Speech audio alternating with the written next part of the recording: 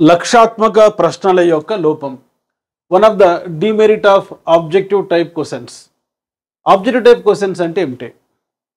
SA type క్వశ్చన్స్కు ప్రత్యామ్నాయంగా భారతదేశ పరీక్షా విధానంలో రావాలని 1953లో అమెరికాలోని చికాగో విశ్వవిద్యాలయానికి చెందిన బెంజమిన్ ఎస్ బ్లూమ్ సూచించాడు. 1952-53లో కూడా మొదలియార్ కమిషన్ ఈ యొక్క ఆబ్జెక్టివ్ టైప్ క్వశ్చన్స్ కనీసం 15%, గరిష్టంగా 40% పరీక్షా విధానంలో ఉండాలి.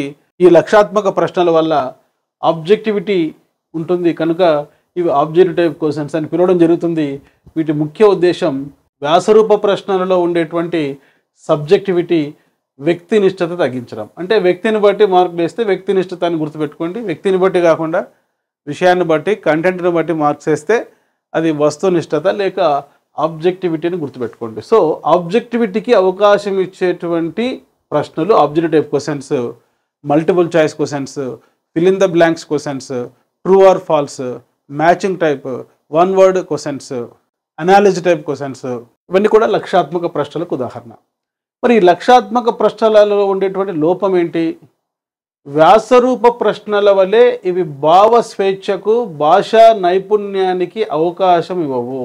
ఎందుకంటే మల్టిపుల్ చాయిస్ క్వశ్చన్స్లో 1, 2, 3, 4 ఆప్షన్స్లో ఒకటి ఎంపిక చేసుకునేది, ఫిల్ ఇన్ ద బ్లాంక్స్లో మరి ఆ బ్లాంక్ను ఒక వర్డ్తో ఫిలప్ చేసేటువంటిది, మ్యాచింగ్ టైప్లో మరియు ట్రూ ఆర్ ఫాల్స్లో రికగ్నైజ్ టైప్ ఆన్సర్స్ను గుర్తించే ప్రశ్నలు ఈ యొక్క లక్షాత్మక ప్రశ్నలు. కనుక లక్షాత్మక ప్రశ్నలలో ఉండే ప్రయోజనాలు ఏంటంటే సిలబస్లో ఎక్కువ పాఠ్యాంశాలపైన మనం ప్రశ్నల ద్వారా పరీక్షించవచ్చు, ఎక్కువ విశ్వసనీయత కలిగి ఉంటాయి, సమాధానాలు కూడా తక్కువ సమయంలో రాయవచ్చు వ్యాసరూప ప్రశ్నలతో పోల్చుకుంటే. కనుక ఆన్సర్ ఏంటంటే ఇక్కడ లక్షాత్మక ప్రశ్నల యొక్క లోపం భావ స్వేచ్ఛకు అవకాశం తక్కువ.